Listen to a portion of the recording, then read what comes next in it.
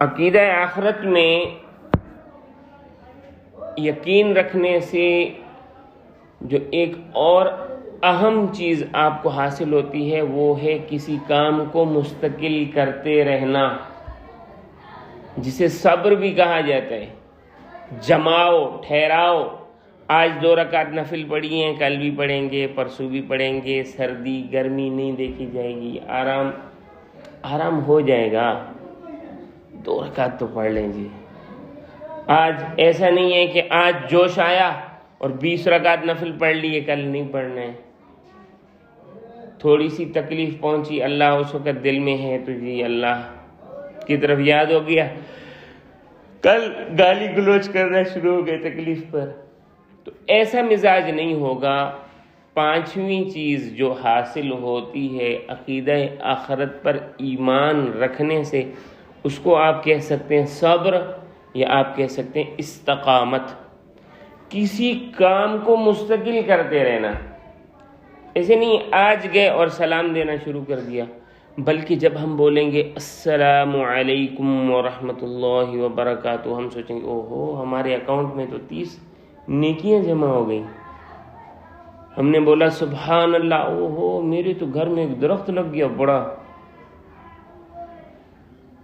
میں نے جب کہا لا الہ الا اللہ محمد الرسول اللہ تو بہت ساری نیکیاں مل گئی۔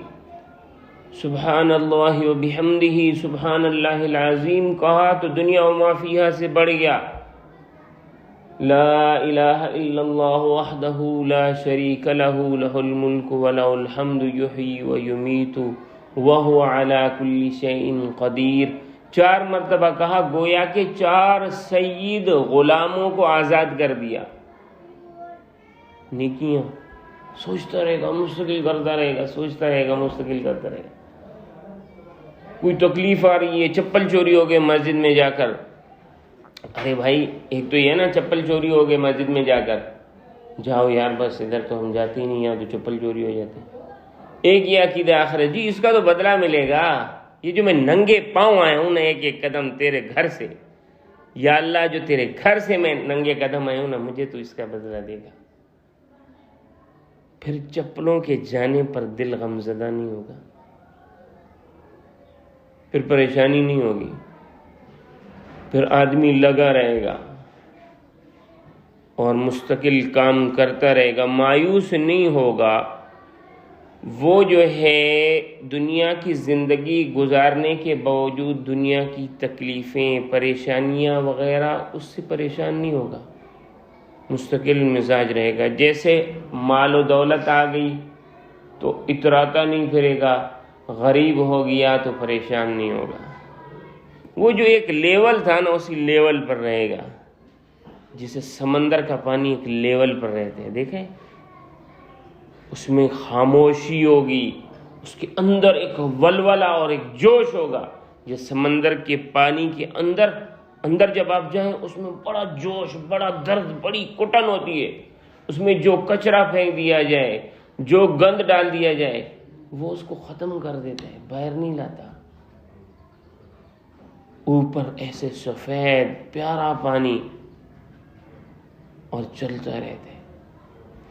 کہہ رہا ہے شور دریا سے سمندر کا سکوت، دریا شور کرتے ہیں، پانی آتا ہے نا دریا میں کہتے ہیں بہت شور ہوتا ہے اور سمندر خاموش ہوتے ہیں۔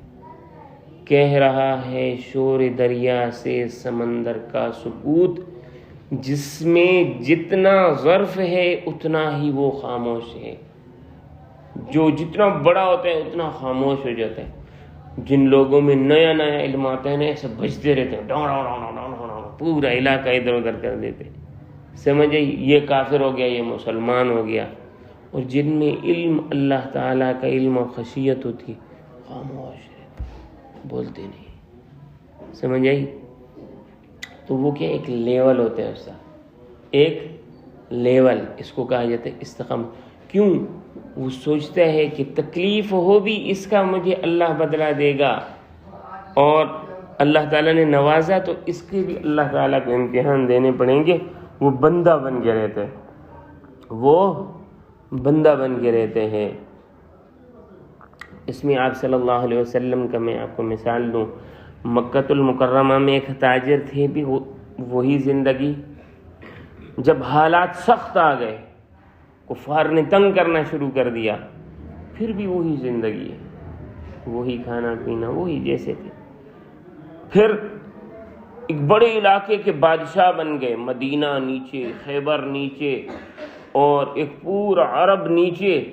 اس کے باوجود بھی جب فوت ہو رہے ہیں تو آپ نے اتنا مال جمع کر کے نہیں رکھا ہوا کہ چراغ جل سکے، امی عائشہ نے پڑوسیوں سے چراغ ختیل لائے۔ اس کو کہتے ہیں استقامت، عقیدہ آخرت کی زندگی۔ تو مزاج میں مستقل مزاجی ہوتی ہے۔